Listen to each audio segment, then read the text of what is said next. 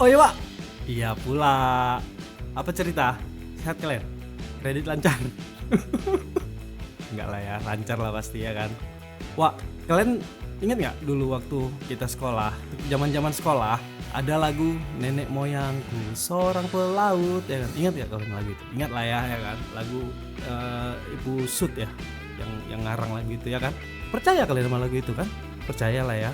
Memang kita ini seorang pelaut Pak. Nah, di cerita yang mau ku bahas satu ini Pak, ini betul-betul kena dengan lagu itu. Sosoknya, pekerjaannya, asal usulnya, dia ini Pak, sosok ini menurut literatur yang selama ini aku tahu, dia inilah Pak, orang yang pertama kali mengelilingi bumi.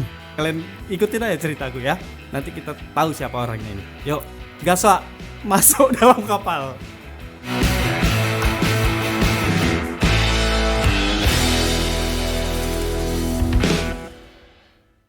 Wah, ada seorang pemuda.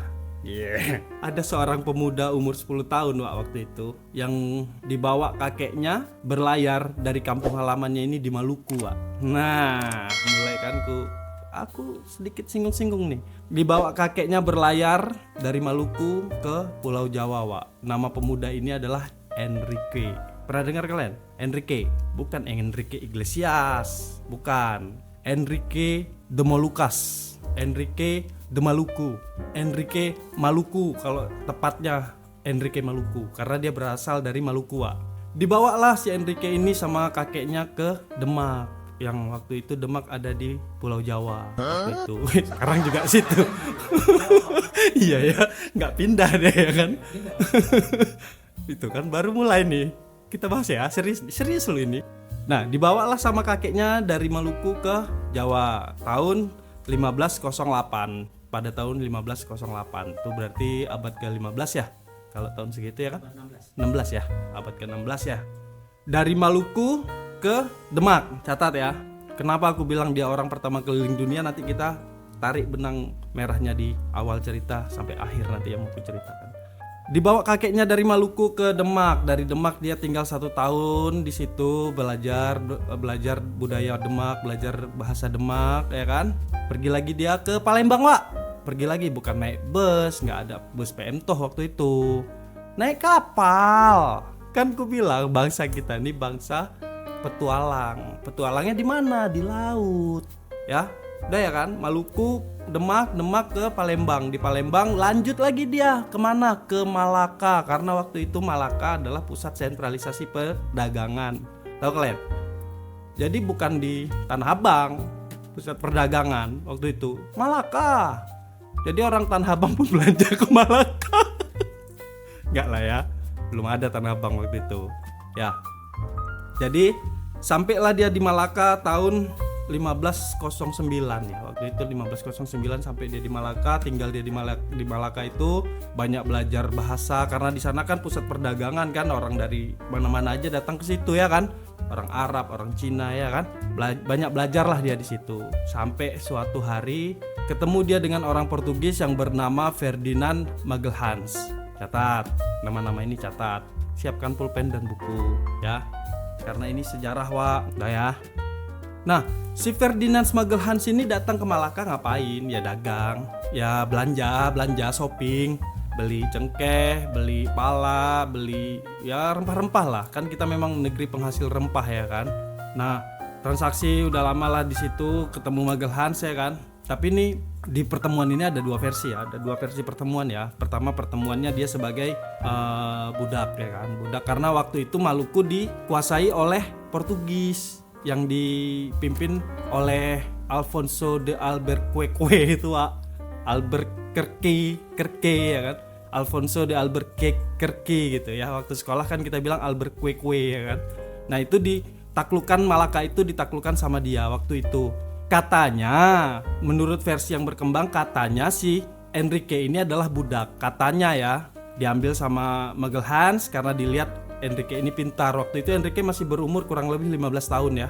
Pintar berbahasa karena dia tahu literasi bahasa-bahasa yang ada lah gitu. Ada punya 9 bahasa yang dia kuasai waktu itu, mau Melayu, Arab, Cina, Jawa gitu-gitulah bahasa-bahasa yang dia kuasai kan. Itu versi pertama. Nah versi keduanya si Enrique ini budak tawanan perang masa pemerintahan Sriwijaya. Itu berkembang kemana-mana lah. Yang kita bahas masalah Enrique-nya itu nggak usah ya. Ketemu kan dia dengan Magelhaens, Om Enrique ini udah ketemu. Dilihat Magelhaens nih, kok anak ini pintar ya? Ditanya sama Magelhaens. Nggak gitulah. Henry, catatan ya, Henry itu nama keren waktu zaman itu, Wak. Nama yang boleh dibilang umum, nama-nama hebat lah zaman itu. Henry itu ada Henry, Enrique, Henry gitu-gitulah ya. Nah ditanya nih sama Om Magelhaens, Henry, kau orang mana? Kata Om Magelhaens itu kan, asalku dari Maluku, Wak, kata Enrique. Wah, Maluku kau? Aku nyari Maluku dari kemarin, kata Magelhaens itu kan. Ya, kok nggak tanya aku kau? Kata dia gitu ya kan. Aku tahu Maluku, orang aku dari Maluku. Oh, dah cocok kurasa, kau lah orangnya yang bisa nemenin aku buat nyari Maluku. Udah ikut aku kau, kata Om Magelhaens kayak gitu ya kurang lebihnya ya kan, dengan bahasa Spanyol. Ikut kan? Berteman lah orang ini ya kan, berteman baik. Karena apa? Tadi Magelhaens butuh Enrique juga butuh pekerjaan ya kan, dia anak rantau ya kan. Diajaklah sama Magelhaens. Oke, yuk ke kampung aku yuk. Ngapain? Kita nyari uang, nanti kita adakan pelayaran. Kita berlayar pulang ke kampung kau, kata dia gitu. Belum dia bilang aku mau nyari cengkeh, aku mau ini, enggak mungkin. Pasti dia bilang nanti kita jalan-jalan pulang ke kampung kau, kita gitu ya. Oh ya udah ayolah. Pergilah orang ini, pergi dari Malaka ke Portugal. Lewat jalur India, Tanjung Harapan gitu-gitulah ya jalurnya kan, gini ya kan. Nah di Portugis mungkin ada setahun atau 2 tahun nyari pendana lah orang ini. Nyari ke kerajaan Portugis, nyari ke Raja Portugis, Raja Immanuel I. Nah bagi Raja Immanuel udahlah nggak usah lah, kan udah banyak pelaut kita yang berlayar nyari Maluku, buktinya juga nggak ada hasil, kata dia gitu ya kan. Tapi aku yakin sekali ini berhasil, kata dia, meyakinkan Immanuel tadi ya. Udahlah nggak usah lah. Akhirnya kecewa si Magelhaens, pergi dia ke Spanyol, Wak. Kan kalian tahu Spanyol dan Portugal itu kan tetangga ya kan. Satu di atas Portugal, di atas Spanyol, di bawah Portugal kan gitu ya. Pergi dia ke Spanyol. Enggak mencongkrak. Enggak, Wak. Enggak, Wak. Karena kan ke Portugal udah ada Ronaldo waktu itu. Iya bola kan. Jadi ceritanya kita mau bahas bola apa nih? Kok lari ke bola, Wak? Memang dua negara itu raksasa sepak bola ya. Kita akui itu. Walaupun ada Messi di Argentina. Ya kan, Wak? Nah, pergi dia ke Spanyol, Wak. Di Spanyol dia coba ngajuin proposal nih, udah diketiknya ya kan, proposal itu kan. Iya, diketik lah, Wak. Zaman belum ada waktu itu, pakai rugos ya kan.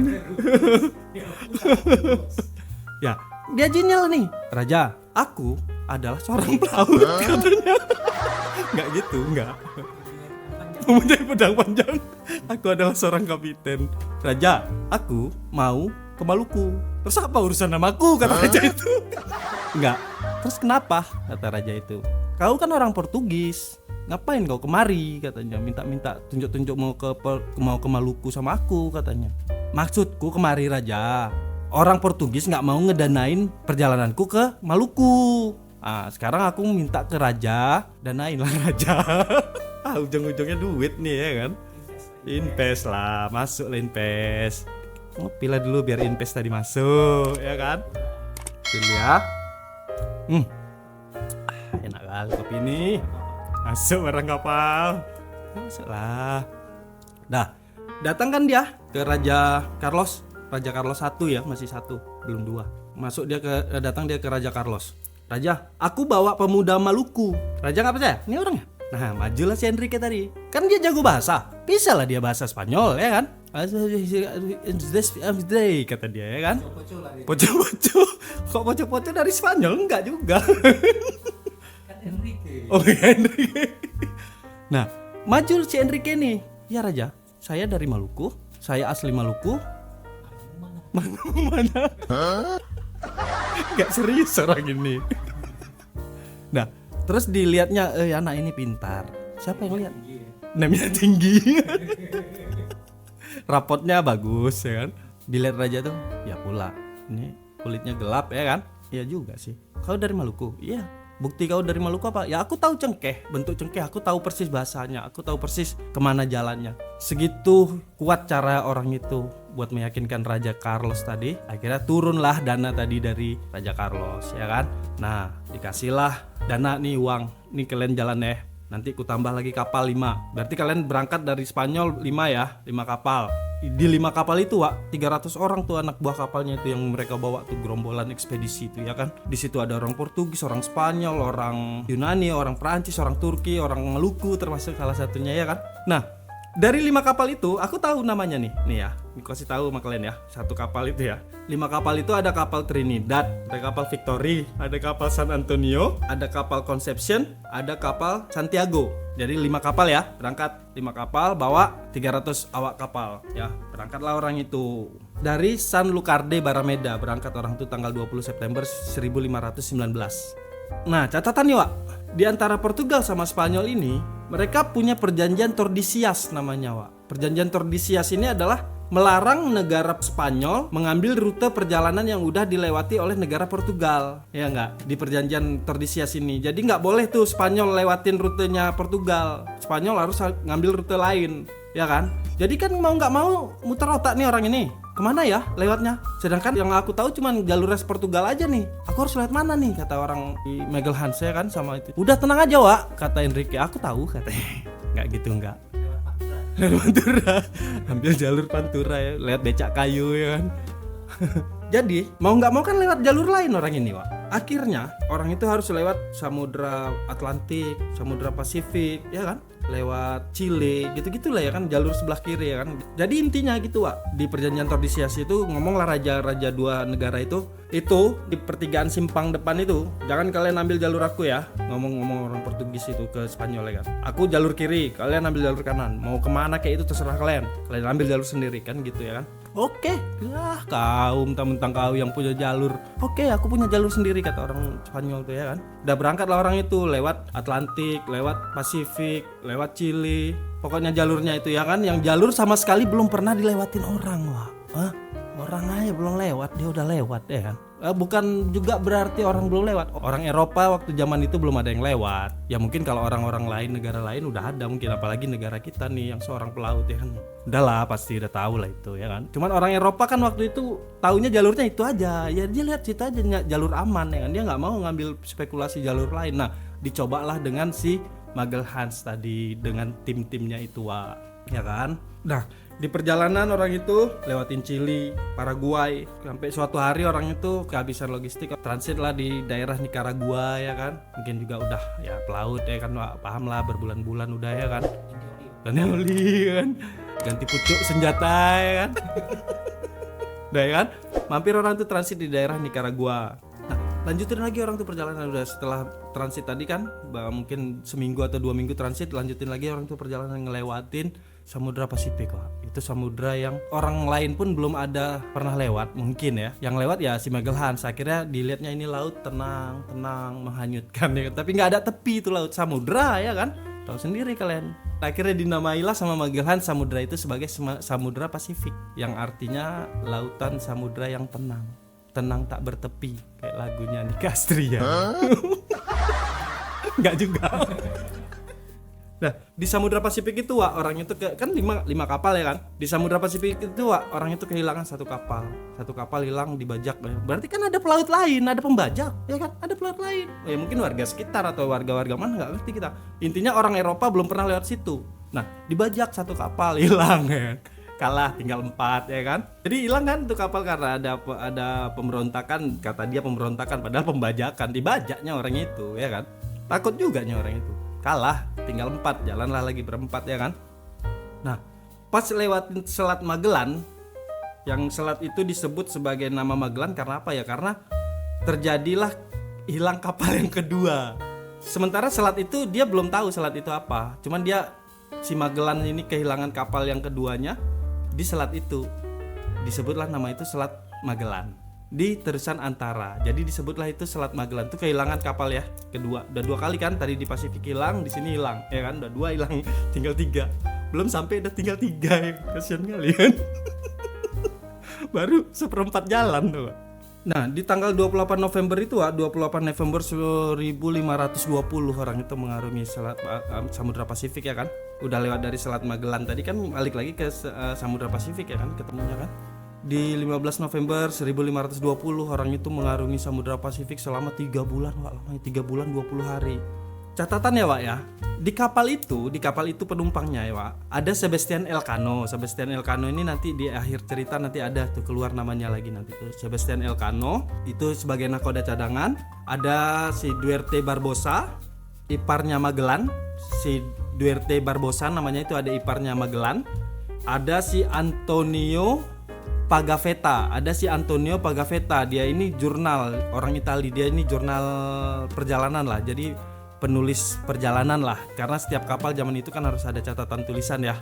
Kita balik lagi ya, udah ngarungin Samudra Pasifik tuh Wak, selama 3 bulan 20 hari. Si Antonio Pagafetta ini menulis di perjalanannya, kami hanya mampu makan roti remah yang sudah hancur dan bau pesing, kata dia, karena udah kehabisan makanan. 3 bulan lah pula lamanya ya kan di atas laut. Kalau aku ada di situ bagus, aku terjun aja udah. Kayak nggak ada harapan hidup nih. Ya kan? Makan kulit kering orang itu di situ, makan tikus orang itu di situ. Bayangin Wak, itu saking. Tapi aku heran kok ada tikus di kapal ya. Ada lah ya. Di waktu dia bersandar itu ya, naik ya. Nah, ada tikus, makan tikus orang itu. Minumnya juga minum air kuning Wak, air kuning yang bau pesing. Tahu lah kalian apa itu, air apa itu ya kan? Udah extra jauh ya kan? Numero uno. Ya kan, minum air kuning yang bau pesing, minumnya ditulis tuh di Pagafetta, ada tuh tulisannya, nanti keluar bukunya tuh. Di jurnal perjalanan itu ditulis sampai makan kulit gergaji orang itu selama 3 bulan itu ya kan. Sampai terjadilah 19 orang meninggal Wak selama menempuh Samudra Pasifik tadi itu. Bayangin tuh kalian, kayak mana yang dia jalanin tuh beratnya ya kan. Udah 2 kapal hilang, 2 kapal tuh aja menampung berapa orang yang hilang ya kan, yang mati. Nah ini tinggal 3 kapal selama mengarungi Samudra Pasifik itu 19 orang yang mati. Matinya karena apa? Kelaparan gue rasa, cacar juga, ya udah nggak mandi ya kan, bekudis juga, ya gitulah pokoknya. Nah sampai ada teluk, waktu itu Teluk Guam namanya, di daerah Samudra Pasifik itu bersandar orang itu di Teluk Guam. Cuman kan tahu sendiri kalian kayak mana wataknya orang-orang kulit pucat ini ya kan, hendak merampok kalau merapat, bukannya baik-baik ya kan, bukannya assalamualaikum, bukan, datang dia menjara ya kan. Di Teluk Guam ini kan ada penduduk aslinya yang nggak terima orang itu, berantem lah awak kapal tadi sama orang lokal. Akhirnya lari dia, cuma dapat sedikit lah hasil rampasan makanan, mungkin ya dapat sedikit ya kan, lanjutin lagi perjalanannya kan, ngelewatin lah itu ya kan. Banyak lah pokoknya rintangan selama perjalanan yang nanti lah kita bahas lebih lanjutnya itu. Kalau kalian mau lebih paham lagi selama perjalanannya adalah di buku Om Helmi Yahya nanti itu ya kan. Om Helmi juga ngeluarin buku perjalanannya itu kok, ngeluarin buku Enrique ini.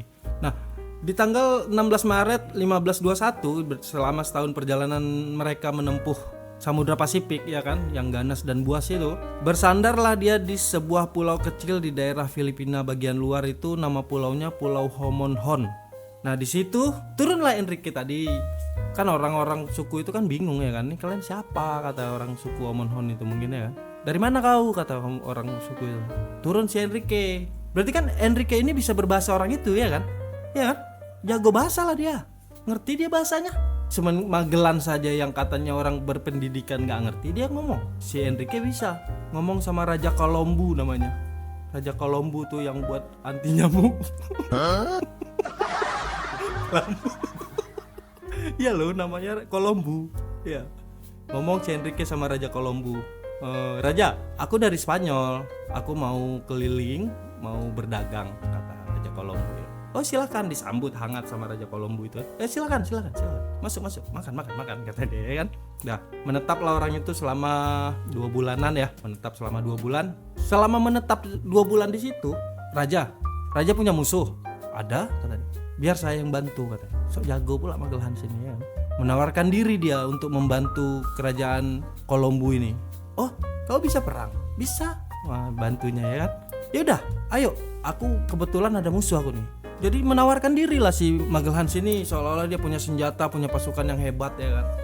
Si raja tadi kebetulan juga raja itu lagi ada konflik dengan orang raja yang lain tapi di daerah Filipina juga ya kan. Akhirnya yaudah yuk ikut aku ke Pulau Cebu, namanya Pulau Cebu.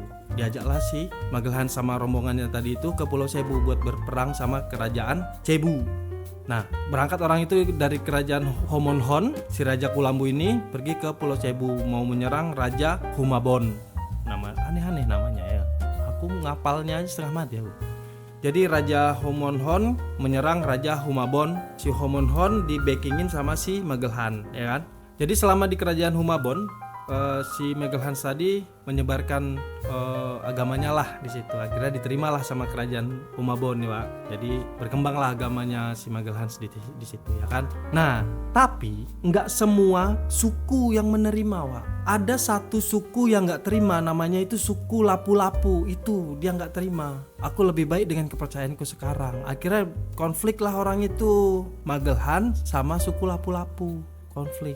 Ya akhirnya terbunuh ya kan si Magellan di Perang Mactan ya. Namanya Perang Mactan ya, Pak. Berarti nggak lengkap lah si Magellan sini keliling dunianya karena dia start dari Spanyol cuma sampai Filipina aja, ya kan? Cocok? Ya kan? Cocok lah. Ya, cocok ya. Nggak lengkap kan? Mukanya biasa aja lah. Kok serius sekali?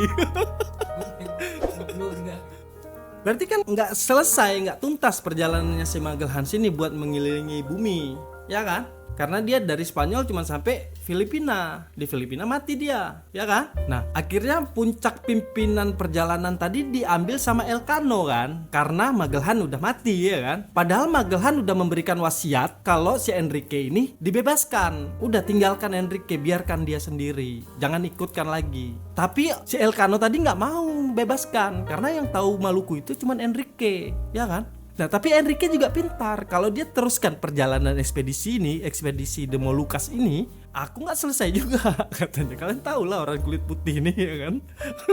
Udah dapat apa yang dia hendak dibunuhnya, Pak. Ya, cocok lah itu. Emang kayak gitu orang itu. Udah, nggak usah dibantah. Udah kayak gitu orang itu. Akhirnya melarikan diri dia, Wak. Melarikan diri minta suaka sama Raja Humabon. Raja Humabon juga ngerti, ya udah kau selamatkan. Udah kau sembunyi lah kau dulu. Akhirnya Enrique nggak ikut lagi perjalanannya ke Maluku. Akhirnya Enrique ada di Filipina sampai akhir hayat dia di situ. Tapi aku juga nggak bisa pastikan karena aku sampai sekarang nggak tahu di mana makamnya, ya kan? Lalu, Wak, kan nggak mungkin si Elcano tadi ini juga nggak jalan kan? Nggak ada Enrique, ya udahlah. Mau nggak mau jalanlah kita, ya kan, kata Elcano sama kru-krunya tuh, ya kan. Ya udah, Wak lah, jalan aja lah, nggak mau ikut si Enrique ini lagi sama kita katanya, ya kan. Sombong dia sekarang. Akhirnya Elcano melanjutkan ekspedisinya mencari Maluku dimulai dari Filipina tadi, Wak. Nah, akhirnya di tanggal 22 Juli 1521 si Elcano tadi ini melanjutkan ekspedisinya dari Filipina mencari Kepulauan Maluku, ya kan, Wak. Nah, dari Filipina dia mampir ke Mindanao. Di Mindanao dia, nah di situ ketemu sama orang pribumi Mindanao. Ternyata orang pribumi ini tahu di mana Maluku. Akhirnya dia pikir, ngapain aku pakai Enrique lagi? Mendingan aku pakai anak ini aja lah, kata dia, ya kan. Temu dia sama orang asli Mindanao, tahu pula dia Maluku anak itu, ya kan. Diajaknya sama si Elcano tadi, udah ikut aku kau, tunjukin aku di mana Maluku. Pergilah orang itu ngelewatin Brunei, ngelewatin Kalimantan, ngelewatin situlah jalurnya, ya kan. Sulawesi entah mana gitu kan. Sampailah orang itu di Maluku tanggal 6 November 1521. Wah, udah sampai orang itu di Maluku, ya kan. Setelah berjuang bertahun-tahun, ya 3 tahun lamanya perjalanan berjuang, orang itu nyampe lah akhirnya. Sampai di kerajaan Tidore di Maluku, disambut hangat sama Sultan Al-Mansur, ya kan. Ayolah, kalau ada tamu namanya Sultan kan baik hatinya, ya kan. Sambut hangat, ya kan. Tujuan kami kemari mau nyari cengkeh, Wak Sultan, kata orang Elcano tuh mungkin gitu, ya. Oh ya, boleh kata Sultan tuh. Akhirnya bertemanlah baik orang Sultan Tidore tadi dengan si Elcano. Hampir 18 bulan lamanya dia tinggal di situ. Dan kebetulan juga Kesultanan Tidore ini ada konflik dengan Kesultanan Ternate. Jadi setiap ada konflik orang si ini ikut membantu lah, ya kan. Dah selama 18 bulan dia di situ, akhirnya dia mendapatkan 380 atau 350 lah ya, 350 karung rempah-rempah cengkeh tadi, Wak. Dapat dia, dibawanya pulang ke Spanyol. Pulang dia dengan cengkeh tadi, Wak. Kan 2 kapal kan, yang satu kan dibakar tuh di Filipina dibakar, ditinggal karena rusak ya kan. 2 kapal, satu kapalnya lagi ditinggal juga di Maluku karena rusak. Dia pikir udahlah yang satu kapal aja yang bawa, yang ini muatan yang ini tinggalin. Akhirnya satu kapal Victoria tadi namanya itu yang berangkat pulang ke Spanyol. Nah kapal yang ditinggalin ini mencoba mau pulang setelah diperbaiki dari Maluku, mencoba mau pulang lagi ke Spanyol, ngelewatin jalur Sulawesi. Di situ dia ketemu dengan kapal rombongan Portugis, akhirnya dihancurin sama Portugis. Kebetulan juga kerajaan Portugis tahu kalau orang Spanyol ini udah melakukan ekspedisi dan mereka memang mau niat menghancurkan orang Spanyol, jadi nggak boleh ada yang tahu duluan. Ternyata memang orang Spanyol yang tahu duluan. Bawa 350 karung cengkeh ke Spanyol, Wak. Itu nilainya berapa? 2 kali lipat dari modal dia berangkat yang dikasih sama raja tadi tuh, raja Spanyol. Misalkan dia dikasih raja Spanyol 5 juta, keuntungan yang dia dapat 2 kali lipat, Wak. Kayak mana tuh harga cengkeh ya kan? Hah? Mahal kali ya kan? Hitungannya 1 kilo cengkeh 1 kilo emas mungkin kurasa waktu itu ya. Itu 350 karung dia punya keuntungan 2 kali lipat dari modal perjalanannya. Hah? Kayak mana nggak diincar kali tuh Pulau Maluku sama orang-orang itu ya. Hah, gitulah. Nah tepat tanggal 6 September 1522, jadi hampir setahun juga lah perjalanan orang itu ya kan. Dari Maluku ke Spanyol hampir setahun juga, pulang sampailah orang itu di Spanyol. Disambutlah bak pahlawan.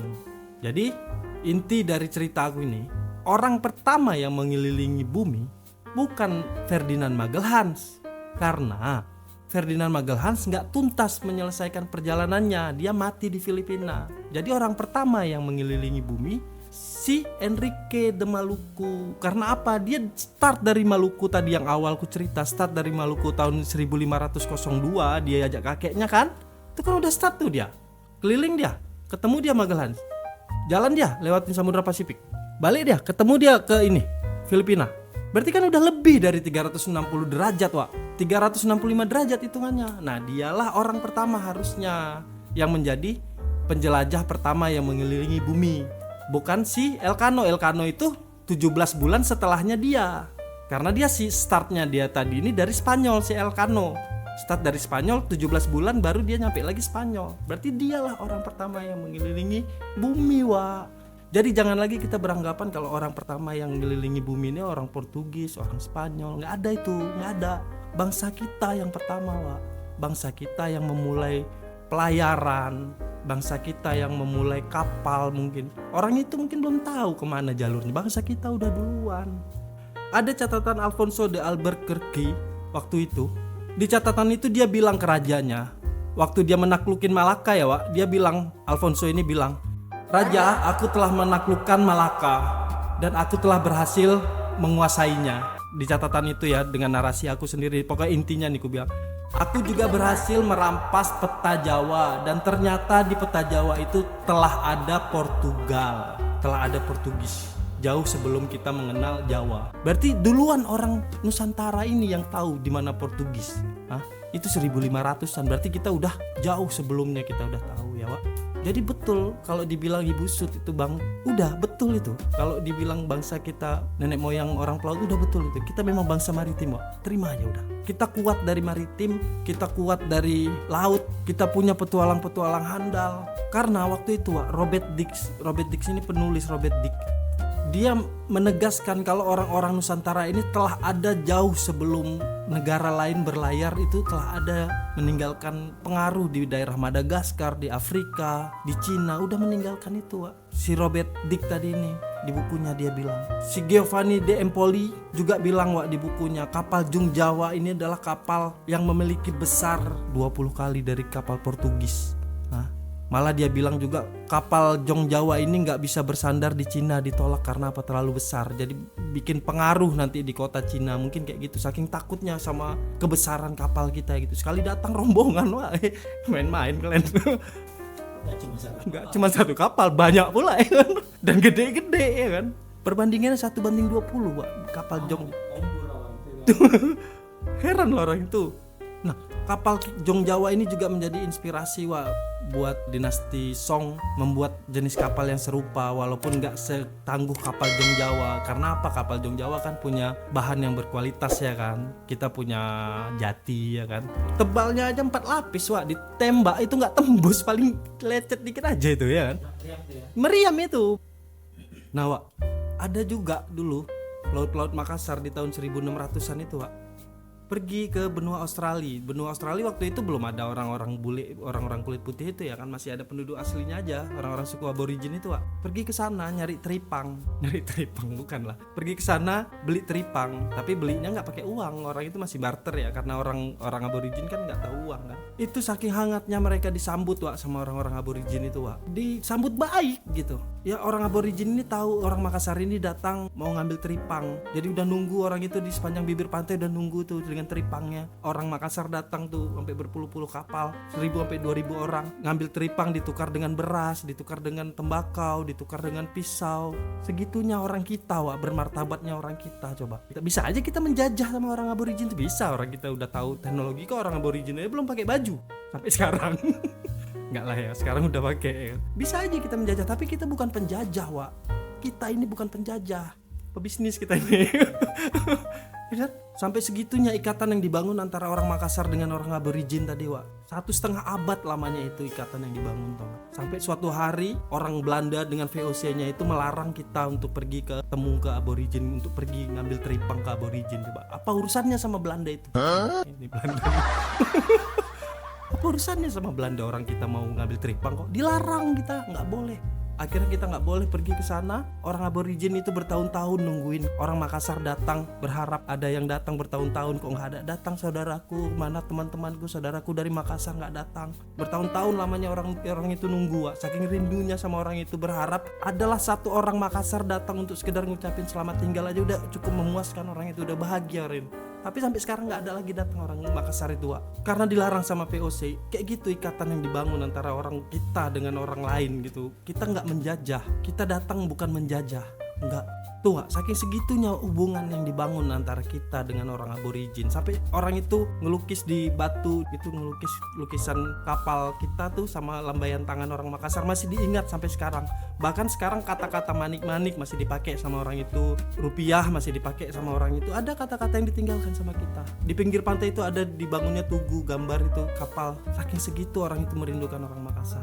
Gitu loh. Maksudku, kita ini orang maritim gitu loh, Wak. Jadi poinnya buat mengingatkan kita kalau kita ini orang maritim, Wak. Marilah kita bangun lagi kemaritiman kita. Kita ini bukan bangsa agraris. Jangan mau kalian di framing atau disebut sebagai bangsa agraris. Enggak ada. Kita bukan orang agraris. Kita ini orang maritim. Kita kuat dari laut. Itu cuman kerjaan orang bangsa-bangsa kolonial, Wak, untuk merusak identitas kita, Wak. Jangan mau kita terbawa sama orang-orang itu. Jadi bangkitkan lagi semangat kemaritiman kita. Orang-orang terdahulu yang sebelum kita yang luar biasa hebat itu gitu, menempuh badai, mengarungi samudra, itu berani mereka gitu. Karena pada zaman itu kita itu besar karena identitas kemaritiman kita, Wak. Orang tahu bangsa kita ini bangsa besar karena kita bangsa maritim yang kuat gitu. Itu yang aku bilang poinnya, bangun lagi semangat kemaritiman kita, Wak. Ya, jangan dibom kalian nyari salon, perbaiki rambut. Ya, kalau itu semangatlah lagi kita. Ayolah kita berjuang, kayak manapun bentuknya, berjuang. Laki-laki berjuang dengan cara laki-laki, perempuan berjuang dengan cara perempuan. Nah, masalah perjuangan perempuan ini ada juga Laksamana Malahayati yang luar biasa perjuangannya itu, ya kan. Belum lagi Ratu Kalinyamat. Pernah dengar kalian Ratu Kalinyamat? Nanti kita bahas. Itu pejuang-pejuang hebat, Wak. Itulah sosok pahlawan yang sebenarnya gitu loh maksudku. Jadi kita bangsa maritim yang kuat. Oke ya, Wak, ya. Jadi memang udah maritim dan bahari itu udah identitas kita itu yang kita bangun, ya, Wak, ya. Jadi gini, Wak, aku mau cari bahari, Wak. Bahari apa tuh, Wak? Warteg bahari. Oi, Wak. Masuk tuh, Wak. Masuk ya.